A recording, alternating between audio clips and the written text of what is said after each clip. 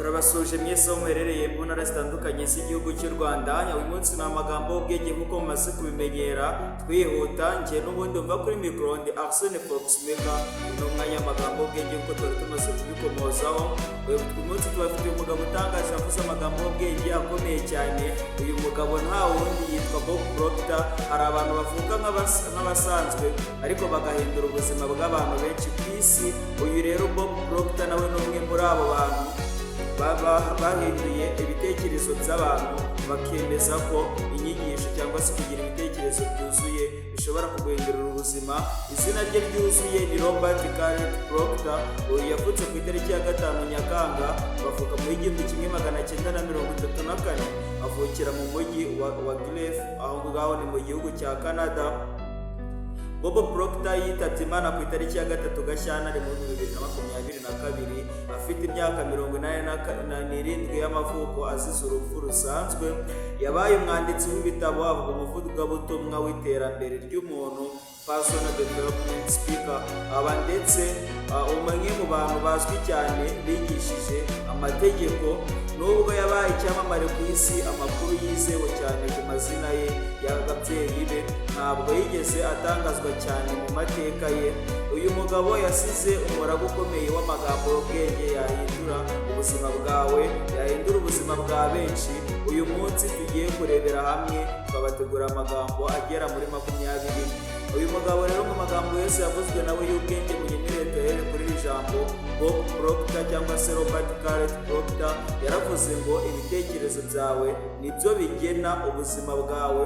Ati burya uko utekereza, ibitekerezo uba wifitemo nibyo bigena ubuzima bwawe. Uyu mugabo yanaravuze ngo iyo uhinduye uburyo utekereza uhindura ubuzima bwawe bwose. Aranavuga ngo ntushobora guhindura ubuzima bwawe utabanje guhindura imitekerereze yawe. Ati mbere yo guhindura ubuzima bwawe urabanza uhindure imitekerereze yawe. Uyu mugabo naravuze ngo umutungo nyawo utangira mu bitekerezo mbere yo kubaho amafaranga. Ati umutungo nyawo, umutungo ugomba kuba wibitseho utangira mu bitekerezo, niwo uzatangira gukirira mbere yuko bigaragarira mu mafaranga. Uyu mugabo naravuze ngo icyo utekereza cyane nicyo uba. Ati wowe icyo uzatekereza cyane. Arashishikariza abantu kandi anabibutsa ko ibyo batekereza cyane ari nabyo bagomba kubabo. Aranavuga ngo intsinzi ntabwo ari amahirwe, ahubwo intsinzi ni icyemezo. Intsinzi si amahirwe, si tombora, ahubwo intsinzi ni icyemezo wifatira mu buzima bwawe. Bob Proctor yaravuze ngo ubwoba nibwo bubuza abantu kugera ku nzozi zabo. Ati wowe tinyuka, urashoboye, ubwoba butazakubuza kugera ku nzozi zawe. Aranavuga ngo abantu benshi babaho mu buzima batojwe n'abandi aho kubaho mu buzima bifuza. Wirinde kubaho mu buzima watojwe n'abandi, ahubwo ubeho mu buzima bwawe wifuza kubamo. Aranavuga ngo umuntu ushobora gutekereza neza ashobora guhindura isi ye. Aravuga ngo ushobora kuba icyo ushaka kuba cyo niba ubyizera cyangwa se niba ubyizeye. Ati niba wizeye ko ugomba kuba iki ngiki, nta kabuza wakiba, birashoboka. Uyu mugabo Bob Proctor aravuze ngo ibitekerezo ni imbaraga zikomeye kurusha imbaraga z'umubiri. Ati wowe icyo usabwa ni uko ukomeza gutekereza kandi ugatinyuka. Ati imbaraga zikomeye ni imbaraga z'ibitekerezo kurusha imbaraga z'umubiri. Aranavuga ngo icyizere ni intambwe ya mbere y'intsinzi. Mbere yo gutsinda habanza icyizere. Mu gihe utiyizeye byose birapfa, bikubana ubusa. Bob Proctor yaravuze ngo abatsinze ni abantu bakomeza kugerageza n'iyo byanze. Ati wowe niba waratsinzwe cyangwa watsinzwe, ntabwo ari amaherezo y'ubuzima, si iherezo ry'ubuzima. Haguruka wongere urwane. Aranavuga ngo ntugomba gutegereza igihe cyiza, tangira aho uri. Utitaye ku byo ufite, inzozi nta nzozi ziba nto, ahubwo wowe tangira ku byo ufite, ibikorwa byawe ubyagure. Aranavuga ngo ubuzima bwawe burahinduka iyo utangiye kwiyizera.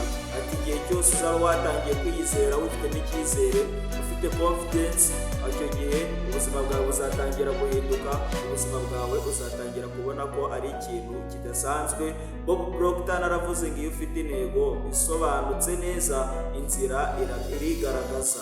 Ati wowe icyo ugomba kugira, icyo ugomba gutekereza ni intego isobanutse neza, naho ubundi inzira yo izigaragaza iyo uzacamo. Bob Proctor naravuze ngo wavutse kuko wavutse ushobora gutsinda kurusha uko ubyibwira. Ati wowe icyo usabwa ni ukugira ute, ni ukwiyizera. Kuba waraduvutse byonyine bigashoboka, ubu ngubu rwose no gutsinda byashoboka. Ni nayo magambo twari twabateguriye kuri uyu munsi. Mvuga kuri mikoro Arsene Foxmaker. Bob Proctor yize amashuri menshi cyane, ariko yize ubuzima abinyujije mu gusoma no kwigira. Yamenyekanye cyane kubera igitabo cye cyitwa You Were Born Rich, kirimo amahame menshi cyane, kimwe mu bitabo byamamaye cyane ku isi yose cyangwa se ku ruhando mpuzamahanga. Yanagaragaye muri filime izwi cyane yitwa The Secret, yigisha abantu uburyo ibitekerezo byiza bishobora gukurura intsinzi. Uyu mugabo kandi yafashije abantu babarirwa muri za miliyoni guhindura ubuzima bwabo. Uyu mugabo rero urumva ko Bob Proctor yari umwe mu bagabo bize cyane ubuzima bakabwigisha abandi, kandi yize ko umuntu ashobora guhindura ubuzima bwe aturutse ku bitekerezo bye. Ushobora guhindura ubuzima bwawe uturutse ku bitekerezo bye. Yibutsa ko yitabye Imana mu 2022. Amagambo ye aracyafasha abantu benshi ku isi. Ese wowe ni irihe jambo ryagufashije muri aya magambo yose twavuze? Wibuke gusiga utanze igitekerezo cyawe muri komenti. Yabanaga namwe ni Arsene Foxmaker, turabakunda cyane.